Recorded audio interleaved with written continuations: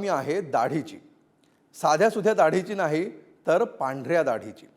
आता तुम्ही म्हणाल की दाढी पांढरी व्हायला काय कर्तृत्व लागतं? वय वाढेल तशी प्रत्येकाची दाढी पांढरी होतेच की. पण थांबा, राजकारणाचे नियम सर्वसामान्यांपेक्षा वेगळे असतात. राजकारणामध्ये काळ्या दाढीची पांढरी दाढी होण्यासाठी प्रचंड मेहनत घेण्याची गरज असते. खोटं वाटतंय? तर मग पहा आमचा खास रिपोर्ट हलक्यात घ्या.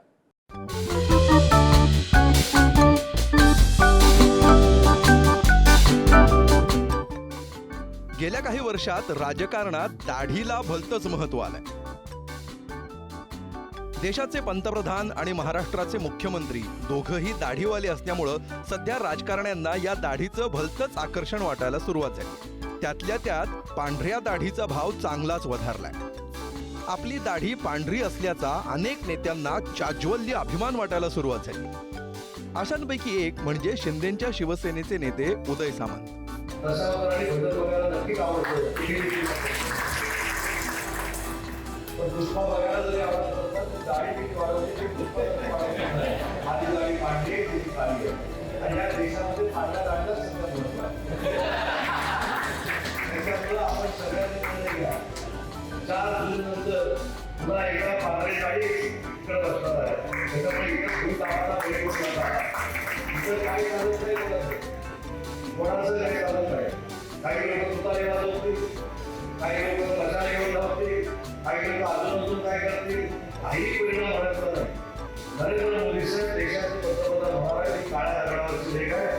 काळ्या दाढीच्या नेतृत्वाखाली काम करणारे सामंत पांढऱ्या दाढीचं तोंड भरून कौतुक करतायत. थोडक्यात पांढऱ्या दाढीला दिल्लीत राज्याभिषेक करायचा असेल तर राज्यात काळ्या दाढीला साथ देण्याचं आवाहन ते करतायत.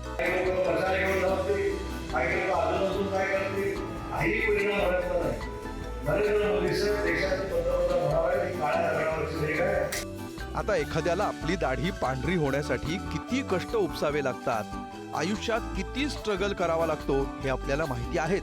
अगोदर पुरुष म्हणून जन्म घेणं ही पहिली अट, कारण त्याशिवाय दाढी कशी येणार. हा पहिला मास्टर स्ट्रोक हुकला तर दाढीचं स्वप्न कायमचं विसरून जावं लागतं. त्यानंतर लहानाचं मोठं होणं हे दुसरं कर्तृत्व. मोठं होण्यासाठी आपल्याला आपल्याहून मोठ्या माणसांची गरज असते. जितक्या मोठ्या माणसांमध्ये आपण वावरतो तितक्या लवकर आपण मोठे होतो. काही जणांना मोठं होण्याची इतकी घाई असते की ते घरदारही सोडायला तयार असतात. त्यानंतर दाढी काळी असण्याचा काळ सहनशीलपणे जाऊ देणं हे तिसरं मोठं काम. या काळात आपल्याला व्हायब्रंट राहावं लागतं. थोरा मोठ्यांची मैत्री करून पाठबळ उभं करावं लागतं. सेवा धर्माचं, कर्तव्य धर्माचं, राजधर्माचं वगैरे पालन करावंच लागतं. त्यानंतर कुठे दाढीचा एक एक केस पिकायला सुरुवात होते. या काळात अगोदर पिकलेले केस आणि नव्याने पिकू लागलेले केस यांच्यात एक संघर्ष होतो. अनेकदा पिकलेल्या केसांना आदरपूर्वक बाजूला करावं लागतं आणि नव्या केसांना पिकण्याची संधी मिळवावी लागते. एकदा का अशी संधी मिळाली की मग पुढचं काम तुलनेनं सोपं होतं. मग काय, आपलेच गाल आणि आपलेच केस. जितकी पिकवता येईल तितकी दाढी पिकवणं शक्य होतं.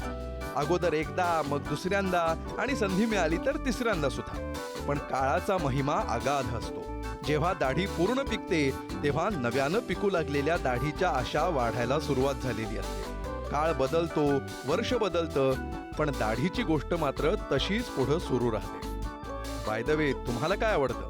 काळी दाढी, पांढरी दाढी की क्लीन शेव? अमोल जोशी, पुढारी न्यूज, मुंबई.